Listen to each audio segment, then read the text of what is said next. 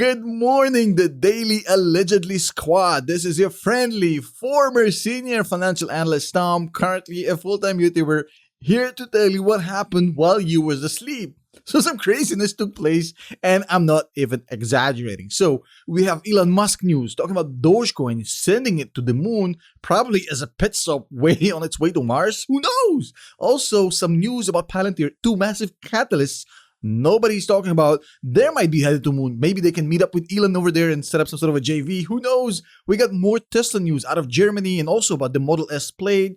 Also, we have some news about CrowdStrike. It's a company I talked about a few times before. We already saw a huge spike in it, and then it came back down to the original price, which I think creates an opportunity. I'm not going to waste your time with more introductions. Just listen to me right now.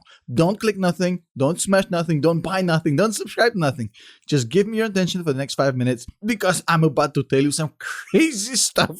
I was about to say shit, but I'm not going to say shit on YouTube. Shit. Anyways, let's move on to the actual news. Okay, so Elon Musk tweeting about Dogecoin again, and it's going out of control. As of this morning, Dogecoin is about like 25% up already.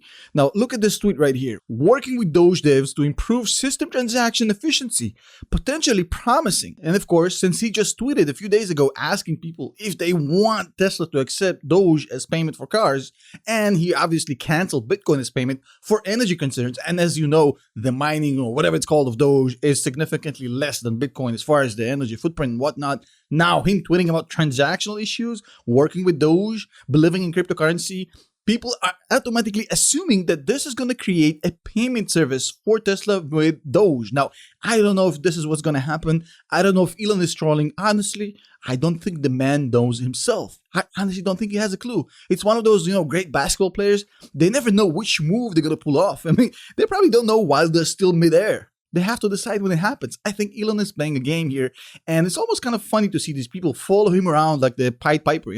He says one thing, people go this way. He says one thing, people go this way. It's almost like Elon is this DJ, this cryptocurrency DJ. When he frowns, people frown. When he smiles, people smile. I think that you just have to stay clear of this nonsense. If you like Dogecoin, great. If you like Bitcoin, great. If you hate cryptocurrency, great. All legitimate. By the way, I just bought $1,000 of Dogecoin a couple of days ago just for laughs. It did 25% today, but it absolutely has no fundamentals. I just did it as a joke, but now I made $250. But I mean, it's not really serious. It's just kind of, it's a gamble. In any case, let's move on. Okay, so let's talk about Palantir and the two massive catalysts. First of all, we have a new deal announced with Cellularity, and their CEO actually went on Yahoo Finance and talked about the new partnership with Palantir, essentially using AI in medicine to actually find the cure for cancer, which actually solidifies the meme. Palantir cures cancer, stock drops 5%. It actually might happen at this point. Now, beyond that, you got to take a look at the new Biden legislation. This is an article where I think they had a typo. Is this boon on purpose, or was it supposed to be boom? I don't know.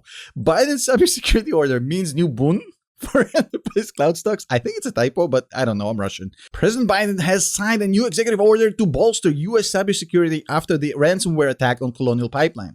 And that's giving Wedbush Dan Ives another chance to tout potential beneficiaries in the enterprise software sector. Now, I spoke about this on my Patreon. I told you, hey, I think CrowdStrike might actually benefit because they took the deepest dive for no reason.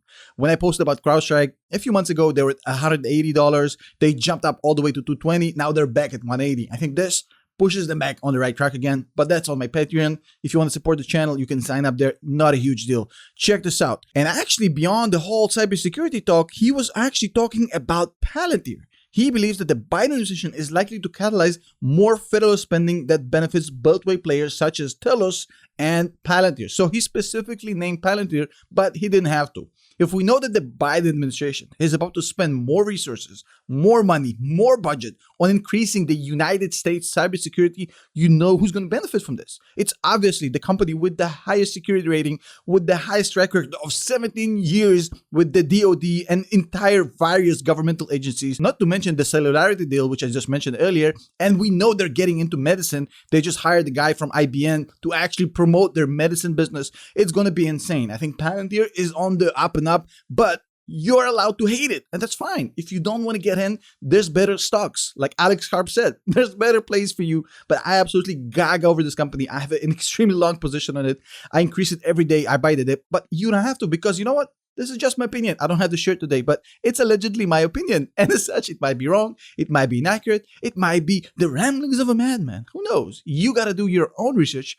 Find that for yourself.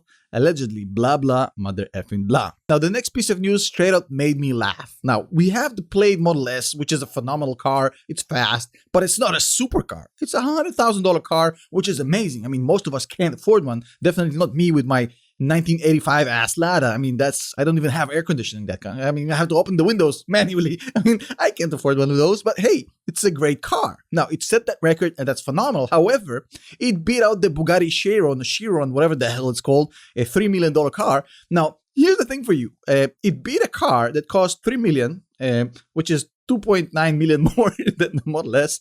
Plus, you can actually seat 4 more people and put some luggage in the Model S, and it will still beat the Chiron, whatever the hell it's called. What's the point of buying that Bugatti shit if it actually loses to a Tesla? Oh my goodness. More Tesla news coming out of Berlin. Again, we have full confirmation that the plant is actually going operational in the summer of this year. Surprise, surprise. The whole FUD about the Tesla delays is gone. However, the sad part is that even now, this story of the Tesla delays in Germany has been fudded. No one in mainstream media will admit it. Outside of Tesla Ratty, nobody's going to talk about it. All these so-called analysts that are partying over this. Oh yes, Tesla's dying. Now, they will just move on to the next FUD, while this story remains in the Tesla Ratty Twitter universe. Again, mainstream media putting out nonsense, then the FUD gets exposed. But by the time it gets exposed, nobody cares already. They're all moved on to the Doge story or the Bitcoin story or whatever. Now, speaking about the Bitcoin story, mind-boggling theories on Reddit right now. We have people on Reddit claiming that the whole Bitcoin crisis is a conspiracy, some childish feud between Elon and some Bitcoin hedge fund managers, which I think sounds incredible, but check this out. Now, here's the theory. Essentially, what people are saying is that when Elon went to promote Doge on SNL, and I'm not saying that he did, but they're saying that that was his purpose, all of these Bitcoin hedge funds decided to short the hell out of Doge because of how high it went. Of course, they made a lot of money on the crash. However, check this out. They say that based on that, Elon got so upset that all of a sudden he remembered that Bitcoin consumes so much energy, which is something he apparently forgot before, and now he decided to fight back and essentially crush the shorts, which is something he absolutely is known for. So he basically said, you know what? You killed my Doge, I'm gonna kill your Bitcoin, and essentially said, no more Bitcoin for you. And if you're old enough to remember that reference, comment below. But essentially, they're claiming that the whole Bitcoin story is essentially a childish feud. Elon basically saying, you don't like my Doge, I'm going to crash your Bitcoin. And now he's popping Doge again. And it's all a childish feud. And now you have these people essentially shorting Tesla in order to get him back again. That's why the Tesla stock is going down. So I don't know how accurate that is. But if it is true, how crazy would that be? But here's my take on the whole Tesla stock price, the Palantir stock price. If you're patient, this thing is going to prove the old Warren Buffett saying. The stock market is a way for the impatient to transfer their money gladly to the patient. That's all I gotta say about it. You can make your own conclusions. As always, huge shout out to our channel members, our Patreons. You guys are amazing. Thank you so much for all your support. We'll see you guys in the next video.